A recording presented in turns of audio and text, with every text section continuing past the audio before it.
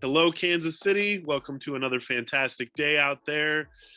You are joining us today for another wonderful episode of a show we call Life After, a chance to look back and meet some of the students that we may have known in the past, and then look ahead and find out where they've been doing their day-to-day lives and how it's been going. So I'm joined by a fantastic person I remember from way back. Welcome to Life After, Olin Kinsey. Thank you. Thank you for having me. Glad to have you, sir. And we spoke just to kind of get a sense of how far back we're going. And we're going back to 2004, right? You graduated and walked Paseo stage a little while ago. So that's the first thing. Remind us of what that was like for you. What do you remember about 2004? What do you still think about these days that seems important? Take us way back. I remember a coffee house. That was probably coffee house and Holiday on the Hill. Yeah, for people who don't know, what was coffee house? Coffee house was almost like an event, like a student poetry event. A lot of lower class, higher class, Paseo students would showcase their artistic skill based off their poetry, short stories, so forth. So it was called Coffee House. I don't know if it was once every fall, like once fall and once spring. I can't remember. Probably remember in your day, I think it just happened once, but then we figured out we needed to do it twice because it gained momentum. Yeah. After we did it the first time, everybody wanted to do it again. So, yeah, I was just thinking the other day, like, I wonder if they still do Coffee House. Coffee House was one of the popular events that we did at Paseo. It was. I was honored to be involved in it for so long. They still do it. Paseo's still running Coffee House. Oh, nice. They do it in December and again in National Poetry Month in April. So if you're listening, check out that show. So what do you remember about that show? Like, what was something you took away from it, I guess? Really just how intellectual and how artistic, people around my age and then my peers really were. Not to throw names out, my best friend, Sam Foster, he was always one. And another one I really remember was Kanisha Amos at the time. Oh, so just what they brought in a sense of how artistic they were with their literature and their words, that really rung out. As a matter of fact, because Sam and I are best friends, so I still attend a lot of the poetry events he puts on or goes to. Mm-hmm. And it was mainly Coffee House that really got me into the love of poetry and things like that. So I think that stood out the most when it comes to the sale and just what I remember. Yeah, it's fun to remember back. I get that chance too. I was there for all those. And Kanisha, shout out to you if you're ever watching this show. And if anybody knows how to get a hold of Kanisha Amos, she's definitely one of the first people that brought masses to come see her. Yeah, we had to make sure we put her at the end of the show because that was obviously like the powerhouse will finish this show. And we called her Famous Amos. She got a nickname. And then I met her just at random in class also, but they also sent us a flyer from the Blue Room one day, and she was on the poster. And I remember like, really? Can we get some poetry then? If you want to come up here and do a piece? And from then on, yeah, she had an audience for forever. So, well, that's fantastic. I love remembering that myself. So the next question comes right after that. Like all that excitement, all that purpose, all that understanding of what that school was doing. And then you graduate, and there's this moment that happens after that. Do you remember that moment? And then what called to you, or what were your next moves? So I do remember the next moment because I remember the group of friends that I hung out with from high school. We were all kind of nervous because almost everyone was going to college out of state. So I remember I was going to school in St. Joseph. I went to Missouri Western that fall. And I studied communications and emphasis on public relations. So I remember just being really nervous because soon as you graduate high school, it's a lot of expectancy of either you're going to go straight into college or you're going to work, really. And that part really kind of boggled me for a while because I didn't know what I wanted to do. I didn't really know if I wanted to go to college. I just know that was the expected norm. So I just went with it. As a matter of fact, sadly as it seems, I regretted that decision for the first couple of years because I didn't know what I was doing there. I knew I was doing just my general studies. I'd had no idea what I wanted to major in at that time. I had actually changed my major 2 times the first year. And then it got changed again later down the line. But that was my biggest thing, was just a fear of really not knowing if I had made the right step. Like I said, my family had pressured me to go to school. I was the first person in my family to actually attend college right after high school. So there was pressure there. So I just had a lot of voices telling me, hey, don't do this or do that. But then once I got there, even though it took some time, it was really the people who were there that adjusted me. And my peers, just seeing other people who were around my age going through the same thing. We did a program at Missouri Western. It was called Griffin Edge. And it's called Griffin Edge because our mascot was a griffin. But there's literally 2 weeks prior to regular classes starting that all the freshmen come up. It's also almost like a welcome / orientation. And you get together with other freshmen, higher ups, juniors and seniors who may be activity leaders or so forth like that. And that's what really got me into the atmosphere and adjusted me as well. Just hearing them saying, hey, I've been there before. I didn't know if this is something I wanted to do. It's mainly the idea of hanging in there, and doing something, useful and educational until you figure out what it is that you really want to do. Gotcha. Very good, man. You laid that out like a pro. All right. Very, very good, and quite a strong storyteller yourself. So, okay, so very good answer. Very awesome.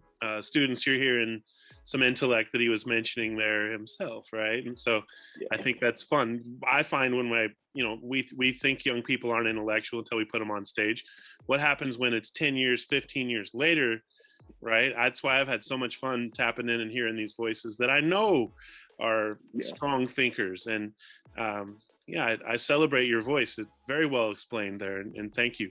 Next move after that was what? Because now we are in 2021, and so you're telling me, I guess 04, I'm thinking some math, about 2010, out of school. Perfect. Are we somewhere in there? So you're right, fall of 2010. Right. So take us from there, and you finished at Missouri Western, is that right? Correct. Okay.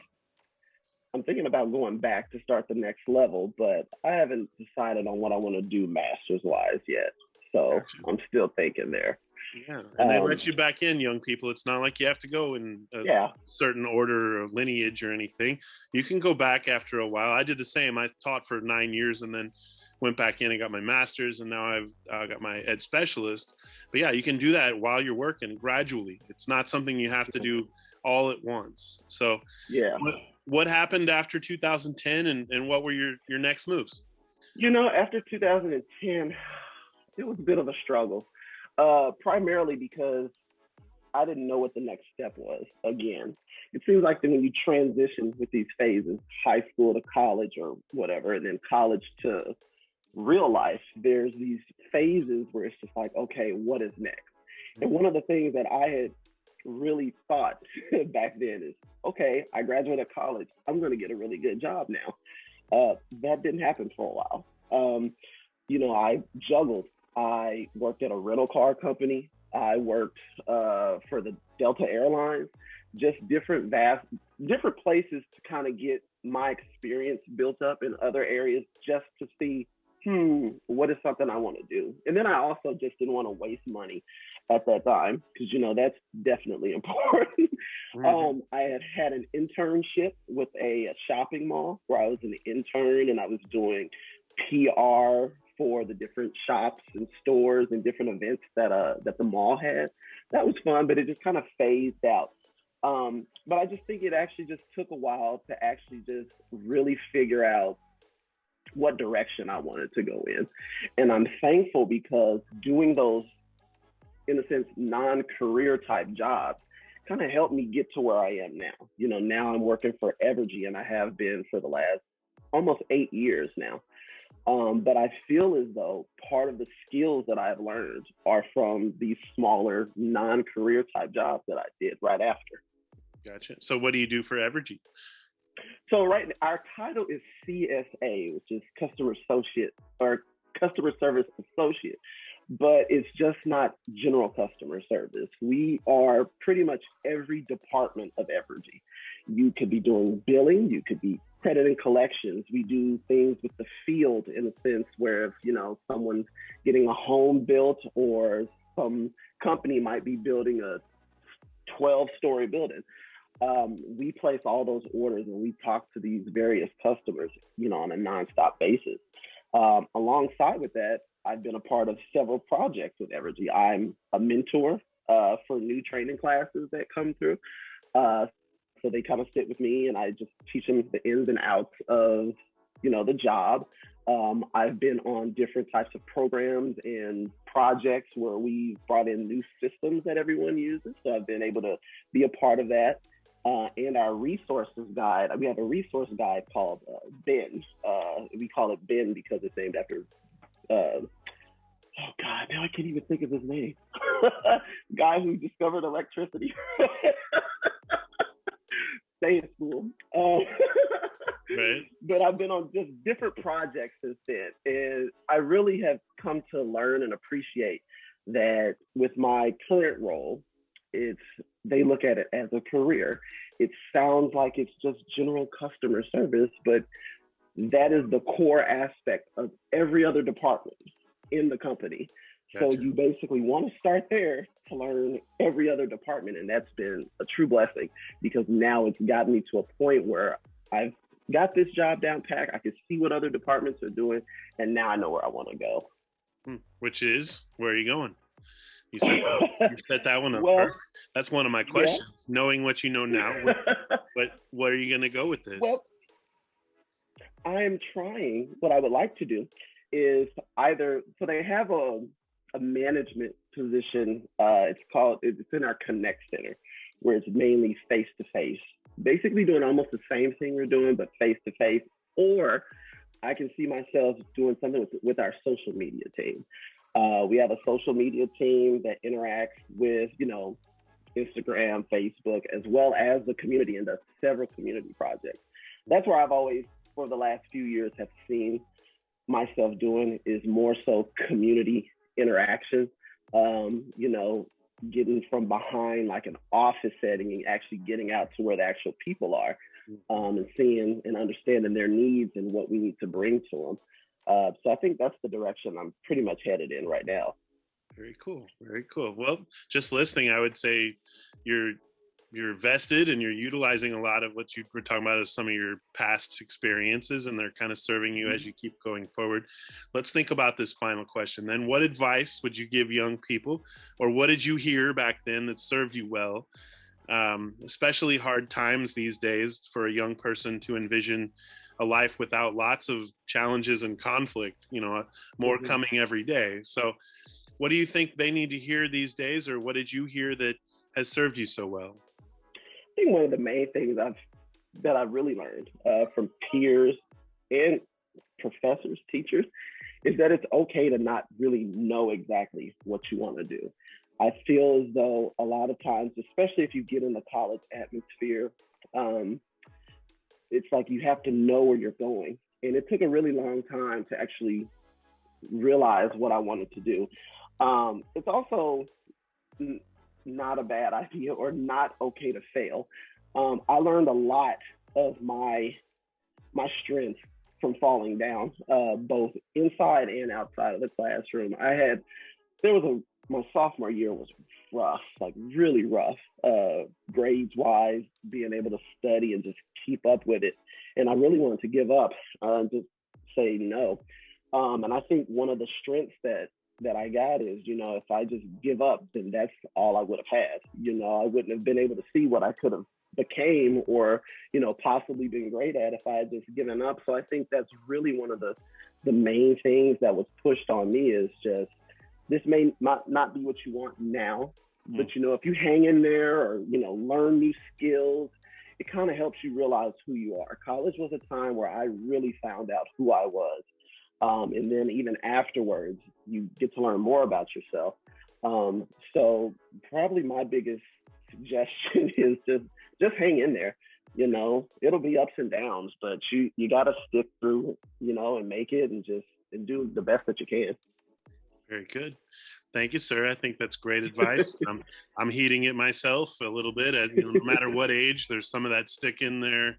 You never know what's next kind of thing that keeps happening. So, Kansas City, if you've enjoyed this path, young people, if you're listening and you've got some inspiration or some direction that might come from hearing someone else tell their story, please know that that's entirely the goal of doing these interviews. And it happens every time I talk to a young person because they go on and become themselves successful.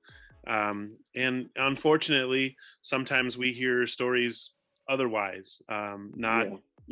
Very often do we check in like this. So if you like this process and you want to be part of this show, please reach out to me. My name is Chris Odam. This show is called Life After.